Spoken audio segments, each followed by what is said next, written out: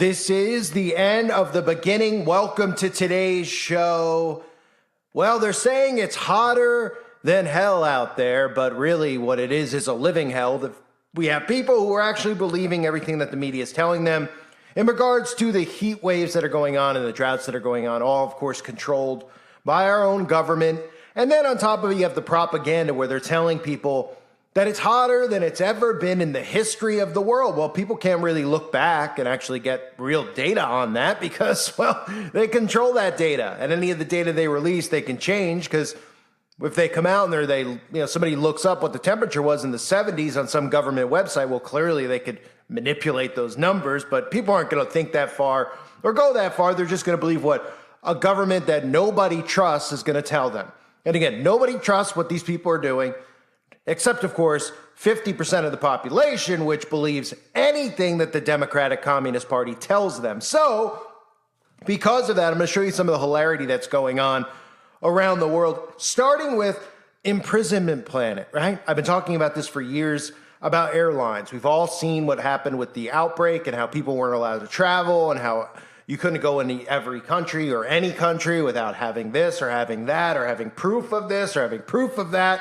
Well, now the next step, of course, people don't see the transition here. The natural transition is going from a flu, an outbreak, to the climate. And isn't it interesting that they want us to do the same exact things, that now they don't want us to fly to other countries, and airlines are ditching flights to countries like Australia because of climate emissions? So in other words, if you live in Australia, welcome to enslavement because you're pretty much trapped in your country. And now this has been happening in countries like China and Australia first because those are the most enslaved countries. Those are countries that have enabled the government to have full control over the civilians' lives. It's called government overreach. And in America, the civilians here are trying to prevent that from happening.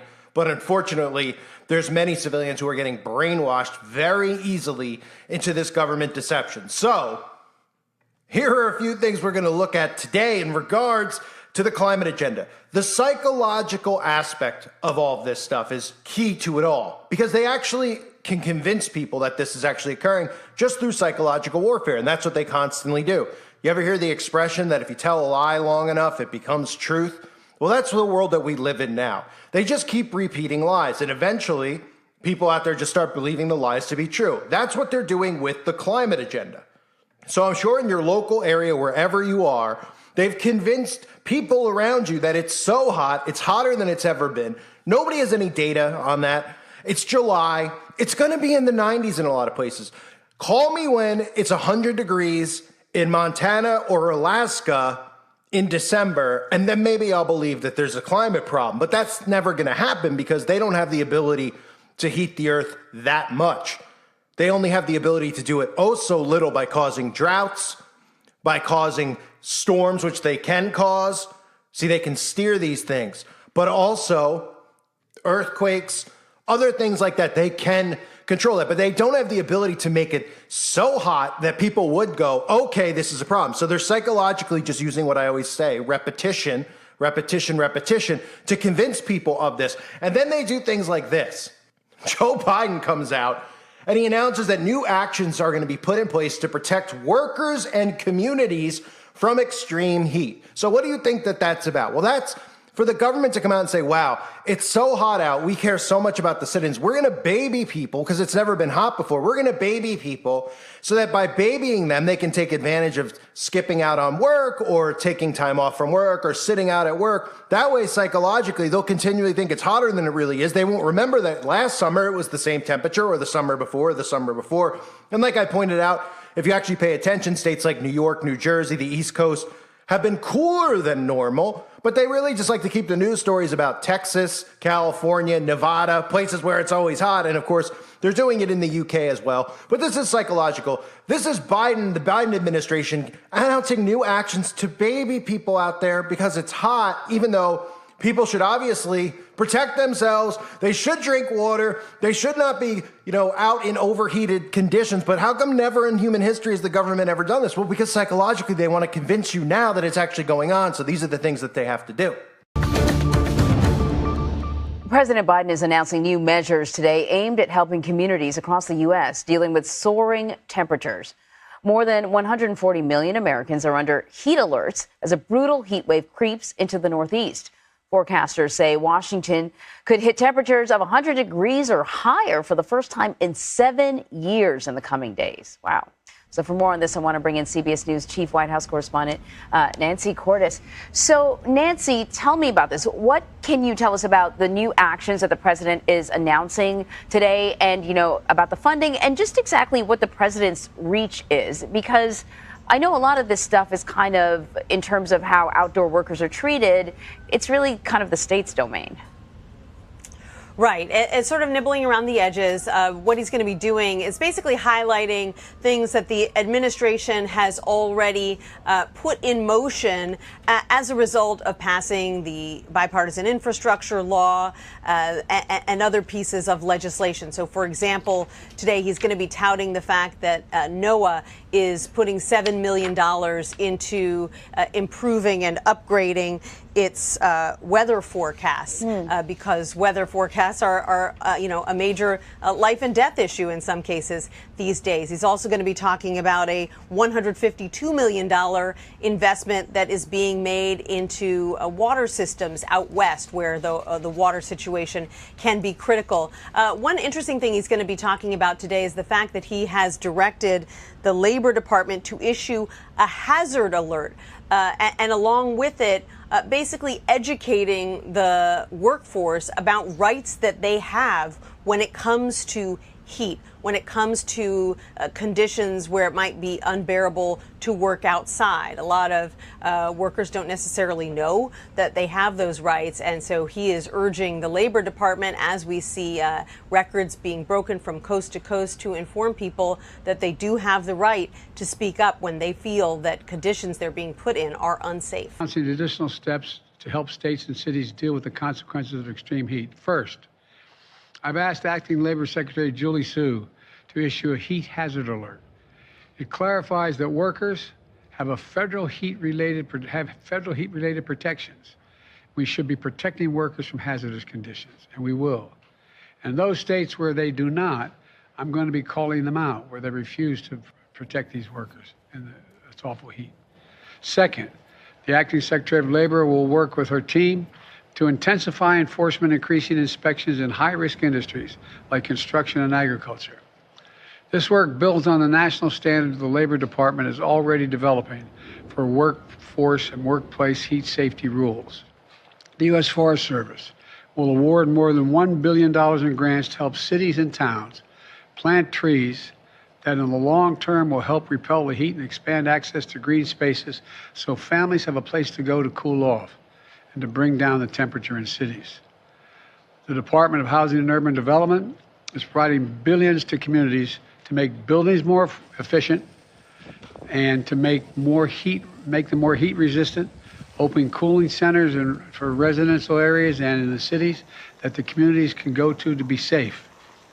The Department of Interior is using infrastructure funding to expand water storage capacity in the western states to deal with the impacts of future droughts. Part of the reason we're here today is to get word out so state and local governments know these resources are available and uses them. We want the American people to know help is here, and we're going to make it available to anyone who needs it. Experts say extreme heat is already costing America $100 billion a year and hits our most vulnerable the hardest, seniors, people experiencing homelessness who have nowhere to turn, disadvantaged communities that are the least able to recover from climate disasters. And it's threatening farms, fisheries, forests that so many families depend on to make a living. Stay indoors if you're vulnerable. Be careful on hot pavement. Know the signs of heat stroke like headache, nausea, dizziness. And always have water with you. That sounds silly, but always have a bottle of water with you. So on top of that, somebody posted on the website one of the funniest things I've seen in quite some time. And I want to thank the person who posted it. It's from a local affiliate news outlet reporting on the extreme heat, right? They're talking about how hot it is oh, it's been so hot for 25 days in a row. Never have we had this kind of heat for 25 straight days. All sorts of data that they just make up, just like we just saw in the last thing that occurred 2 years ago, all the data that they made up. They just make it up as they go, but they know if they keep repeating it long enough that the idiots out there will believe it. And listen to this. What's so funny about it is they talk about how they want by 2032 to make sure that everybody has an electric vehicle, but one of the ways they're doing it is by making sure that manufacturers, 2 out of every 3 cars they make is an electric vehicle. So they mention that during the story because they're trying to talk about climate change and things that can be done to make sure it's not so hot. And then they throw in the fact, which should alert people, but it doesn't, that the battery life of an electric vehicle in extreme heat will die off because it can't really charge and the battery gets too hot. It overheats when it's hot outside. And people aren't looking at it going, wait a minute. So the electric vehicle, lithium battery, which is already dangerous, you know, the lithium battery, like when you get a box from Amazon that has a lithium battery, there's usually a warning sign on it. Or, you know, when you go to the airport, they make sure you don't have a lithium battery in your laptop or something like that. You know, people don't think, right? And they're like, oh, lithium battery. Okay, well, that's what's in the car, right? Lithium batteries that can explode when wet, right? Can explode when overheated. They don't think like that, but they're telling you that they want you an electric vehicle to help the climate out. But it's so hot that lithium batteries are dying very, very fast, and nobody's concerned about how they're going to get to point A to point B. They're just going to give up gas power and go into these slave machines. Listen to this hilarious news report. Sharon, Micah, I think Vera will be especially interested in the end of our story tonight. But first, there are a few days left to sweat in the month of July, but already scientists say their forecasts show not only will this be the hottest July on record, this will be the hottest month human civilization has ever seen. In all likelihood, we have never experienced a world so hot in modern history. July has been off the charts hot across the globe, with heat waves blistering 3 continents. Europe, like here, where the Red Cross handed out water at the Acropolis. Here you are. Thank you. In Asia, and here in North America. Death Valley reached a record 132 degrees. All right, it's hot. Let's get out of here. And in Phoenix, more record heat, 110 degrees for more than 25 days straight. And as of Thursday, more than 15 total days of at least 115 degrees. President Biden met with the Phoenix mayor, among others, to talk about how to legislate heat relief. I've asked Acting Labor Secretary Julie Su to issue a heat hazard alert. The alert would notify employers and employees about ways to stay safe from extreme heat. According to federal data, more than 400 workers have died from heat since 2011, prompting the Biden administration to increase inspections on outdoor workplaces like farms and construction sites. The number one weather-related killer is heat. 600 people die annually from its effects. Part of a climate change initiative, the Biden administration wants at least 2 out of every 3 new cars to be electric by 2032. But this heat could cool the buyer's market. New research from Recurrent, a website providing battery reports for EVs, shows batteries drain the hotter it gets up to 30%. It's kind of like your phone, right? It overheats when you're using it on the dash, maybe in your car. But in regards to what the president announced today, he said there will be $152 million in spending toward drinking water infrastructure in 3 states. California is one of them. And this is one I was interested in getting Vera's take on. There will be $7 million toward weather forecasting for more accurate heat forecasts in our future. Sharon, Micah, I wonder how that will trickle down to our forecast here at KTLA. Well, so with all those things being said, you would think that our society would start connecting the dots and seeing some of these things, but they still don't. Now more than ever, we're seeing the climate push. They've weaseled it in year after year. They've talked about it, but they haven't done enough to convince people that it's real.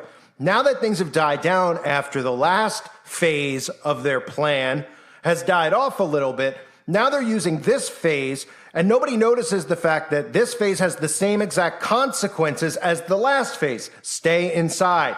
Don't go near other people. Don't use your car. Don't travel to other countries. It's called enslavement. And that's why we see stories like this as well with Australia and how they don't want airlines flying to Australia, like I mentioned earlier. Well, Australia will be the first of many countries that begin to do this. They know they can't get away with this in America right now, but international airlines are going to cut back on flights to Australia in coming years because the high-polluting long-haul routes stand out as low-hanging fruit to meet future environmental commitments. So people don't see it. They're going to tell you that all this stuff, well, you can't fly here. People in America be like, oh, whatever. I don't want to fly to Australia. I'm not going to go there. And eventually it's like, you're not going to be able to fly from New York to California. You're not going to be able to fly from New York to Florida. You're not going to be able to fly from Florida to Texas, etc.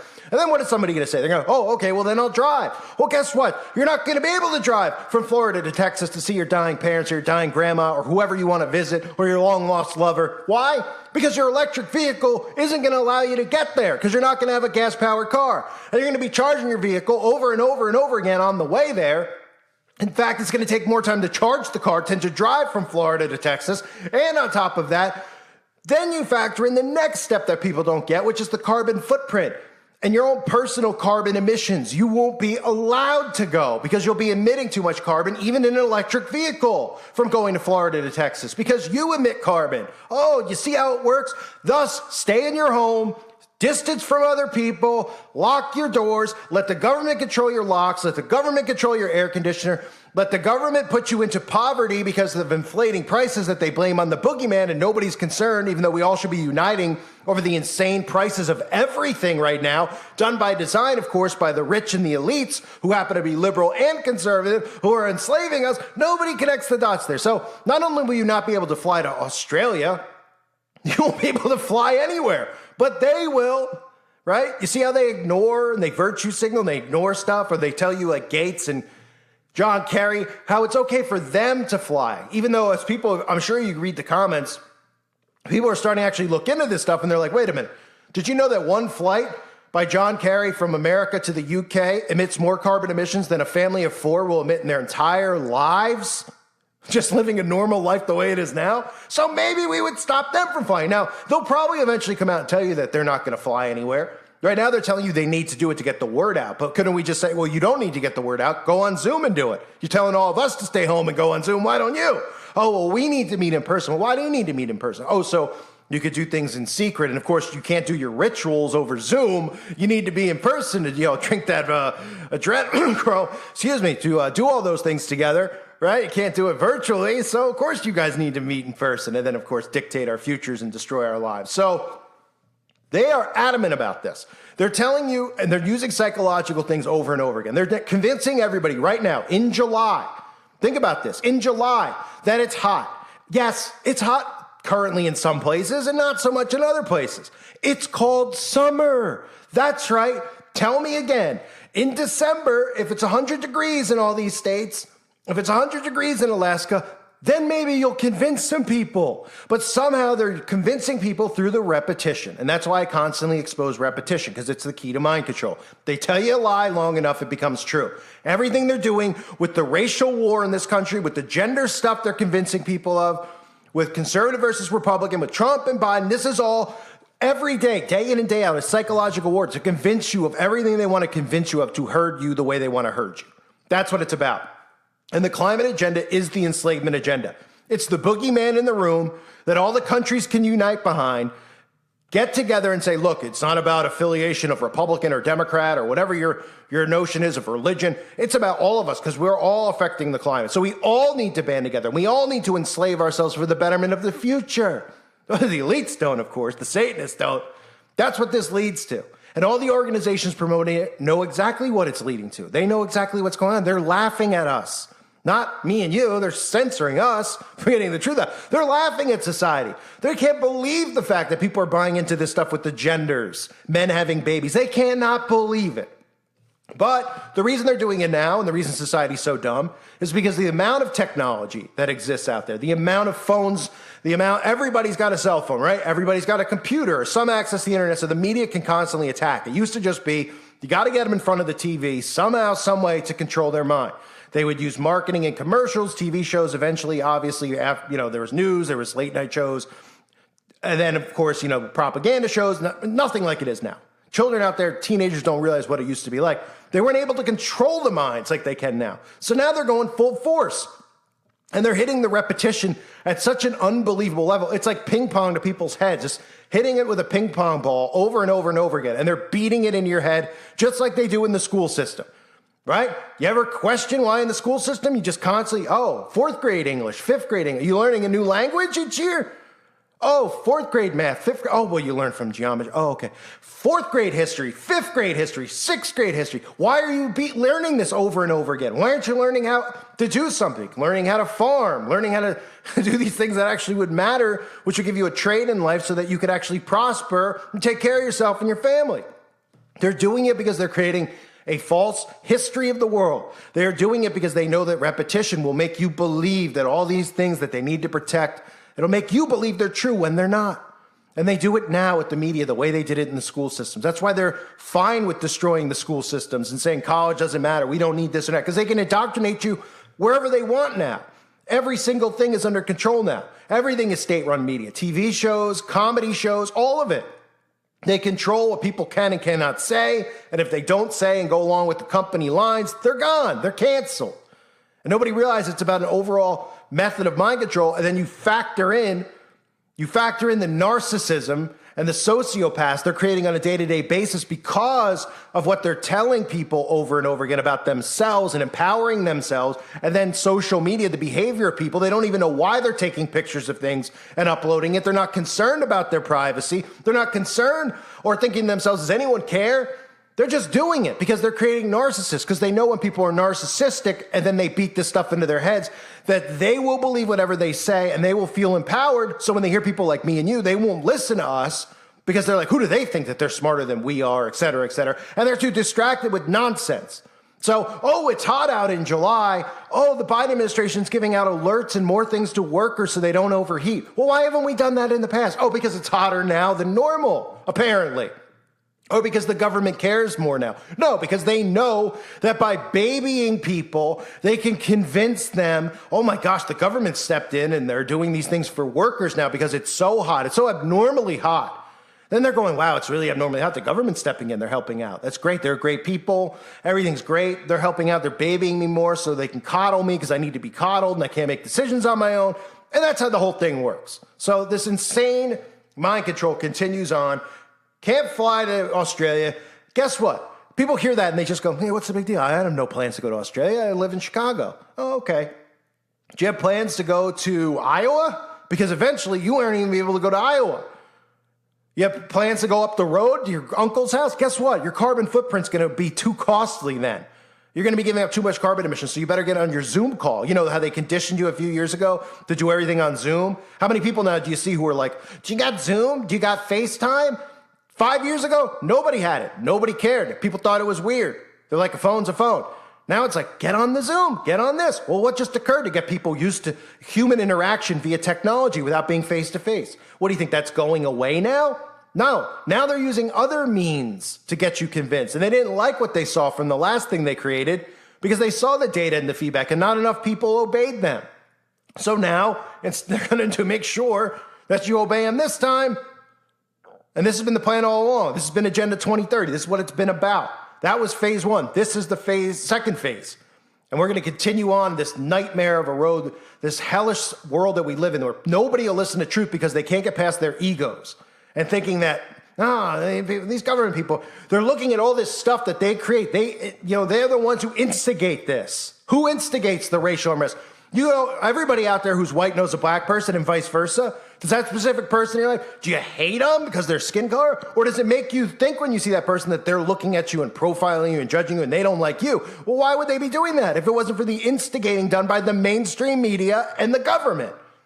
All done by design. It's psychotic and it's a psychosis. These people are psychotic and they're putting a psychosis on the masses. I thank you guys for being here. Hope you're doing well. Please sub to my other channels if you're still listening to this rant. God bless all of you, as always, and your families.